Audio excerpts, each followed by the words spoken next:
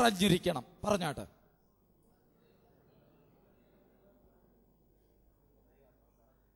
ചിലർ പറഞ്ഞില്ല. പറയണം, എല്ലാവരും പറയണം.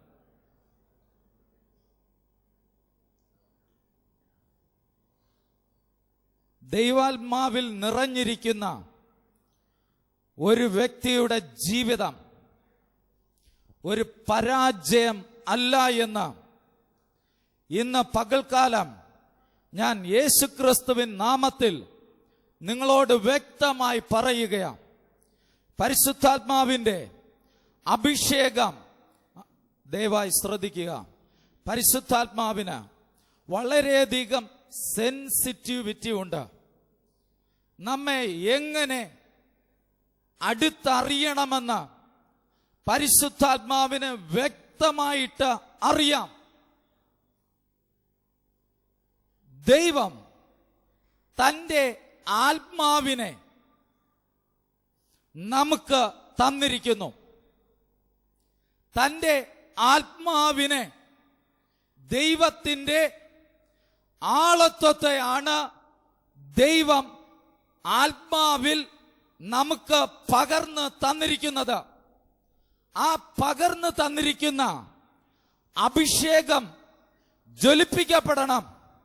എന്തിന് ജ്വലിപ്പിക്കപ്പെടണം? യേശുക്രിസ്തുവിൻ നാമത്തിൽ നിങ്ങൾ ദൈവത്തിന്റെ സ്ഥാനാപതികളായി മാറണം. ഹല്ലേലൂയ പറഞ്ഞാട്ട്.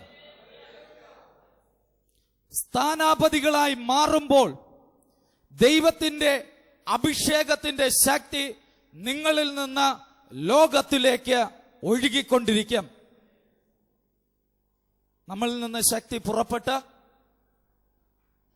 ദൈവം ആഗ്രഹിക്കുന്നവരുടെ മേൽ അത് പകരപ്പെടും. അപ്പോൾ നിങ്ങൾ ചോദിക്കും, ബൈബിളില് അങ്ങനെ പറഞ്ഞിട്ടുണ്ടോ? ബൈബിളില് അങ്ങനെ രേഖപ്പെടുത്തിയിട്ടുണ്ടോ? നിശ്ചയമായും ഉണ്ട്.